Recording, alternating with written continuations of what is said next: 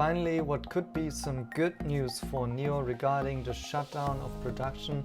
Well, it is still suspended, it seems, but according to one of the analysts of NIO stock, well, he had a call with management, so with the company, and he said that the production hold is actually just limited to weekends. So NIO is currently not producing on weekends, and on the weekdays, actually, the production lines are running, but at a more limited scale. So this would mean a production capacity that is lowered by, let's say, 25 to maybe 30, 35, 40% of capacity.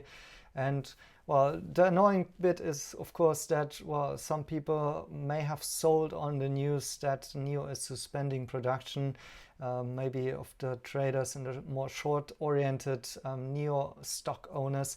And we don't, as retail owners, we don't have such kind of an insight. We cannot call Li Bin or the management to know about such facts, and now later on they getting disclosed. But on the other hand, I would have argued that like in the first place already, such kind of a production suspension, let's say, even if it were 100% of capacity that is down, does it really matter in the long term? Does it really change the views that NIO could ultimately become a really big company?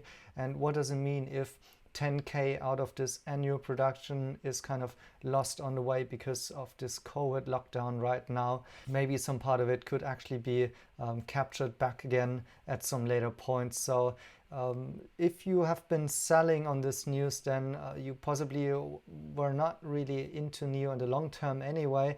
And so even this news shouldn't matter that much. And I also don't think that NIO is up 5% currently at the time that I'm recording it because of that news, actually. Generally, it's rather the entire market bouncing back nicely today, or in particular, once again, the small caps and growth stocks that are benefiting most. Today, before the market opened, we had the March PPI coming in, and that was higher than the expectations, so indicating actually that the economy is still quite hot and doing well, and here that should actually add pressure on long duration growth names. But I would argue that it's not surprising, actually, and this is kind of a lacking indicator to the numbers that we've seen yesterday about inflation numbers, and actually they should also peak similarly to these inflation numbers. And so the biggest stories in the jump of growth names today might actually be that the 10-year yield is coming down, and this trend of the 10-year coming down may actually continue from here quite a bit, because it was actually a quite steep ride, and so that could bode well for growth stocks and also on the fundamental side for China, and especially here for NIO. We also have some good news around the China State Council is actually driving consumption in the area of automobiles, household appliances. So as I mentioned in my earlier video today, those kind of stimulus and maybe even subsidies at some point in time are now coming in. So for the automotive sector, they said like no more restrictions on automotive sales.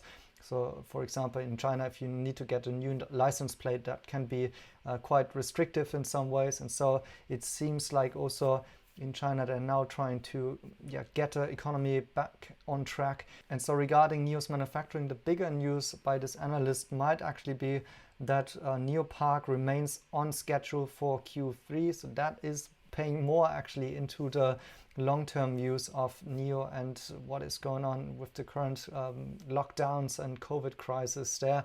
And I'm not so sure whether or not we should be too bullish around this current factory and this suspension of production, because there might be just still so big influences on the whole supply chain. I can actually not imagine that if there is a supplier currently in Shanghai and that has not been producing for quite some time, that they can actually still fulfill orders to NIO and supply them with parts, even if it's a weekly production. So I would say the production should actually still be quite limited until we see a change in the actual policy of Shanghai, how they're dealing with the COVID restrictions.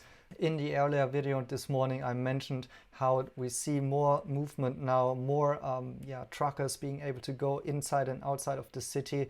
And maybe we'll see soon that also in areas and districts where there have been less cases, that for example, people can go to the factories, sleep there, work there all of the time, or even be able to travel back from work and home. And that will ultimately unlock also the production for NIO again. At least that's my personal take. Don't trade on that. But anyways, for me, it's rather more about the long-term views. Anyways, thank you guys for watching and see you in the next one.